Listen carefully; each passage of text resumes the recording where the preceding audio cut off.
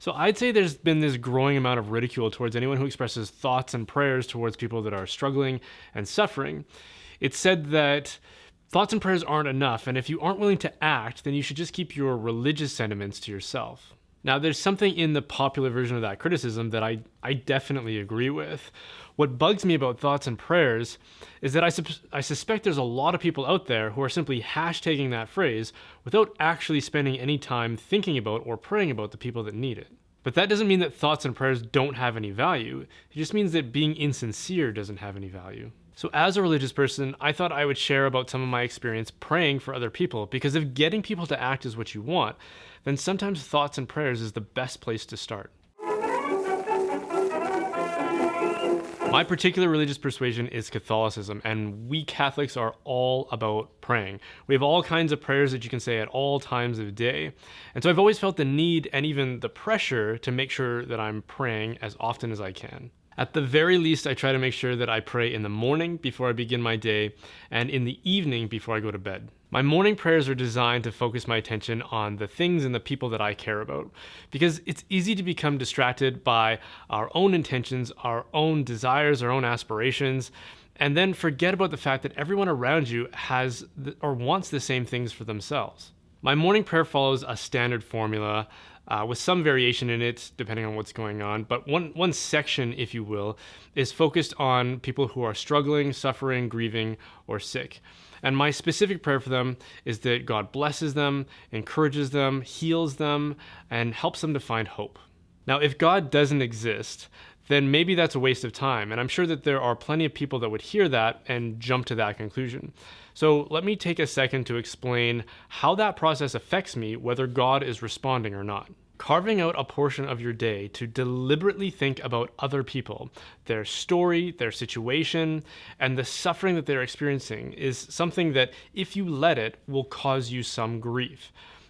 You will in some small way share in their suffering. Now, that doesn't mean that you know exactly what they're going through, because you don't. But you're also not ignoring it either, which is something that's pretty easy to do if you're far enough removed from their situation. But when I sit quietly in prayerful meditation, I'm trying to understand and, as much as possible, experience their suffering. It's somewhat like watching a movie where the characters are going through some struggle. Because you've been paying such close attention to their story, you can't help but experience it alongside them. I've said this in previous videos, but that is literally what compassion is. It means to suffer with somebody, to take their suffering onto yourself in some way. And the reason compassion is so powerful is because when we experience pain or suffering, we have a natural instinct to want to make it stop. We'll either retreat away from it or try to overcome it in some way.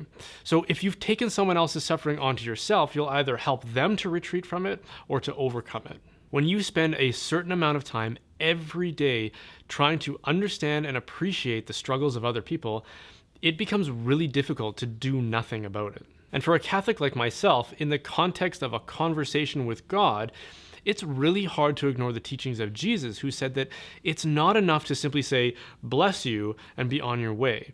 We are called to respond. So if I'm sitting there in a conversation with the one who has taught these things, I will create a lot of discomfort for myself if I don't think about some way that I might be able to help. So assuming that God doesn't exist, which is a big presupposition, maybe thoughts and prayers don't do anything in that sense. But if you want people to actually do something about the suffering that they perceive, then sure is a great way to inspire motivation among people that do believe in God, which is most people, by the way. Maybe that's why Catholic organizations are the most significant source of relief and development services around the world, which would strongly suggest that authentic thoughts and prayers do make a big difference. Thank you guys for watching that. If you enjoyed that, then please like it and share it and subscribe and come follow along for more content. And if you want to support the making of these videos, then please consider supporting the business that makes them possible. Holdsworth Design is a digital marketing and communications company that specializes in web design, print design, branding, videography, and all that kind of stuff. So, and this is with a special emphasis on churches and ministries as well. So if you know somebody that needs those services, then please consider passing that along to them, and check out the website, which is www.holdsworthdesign.com.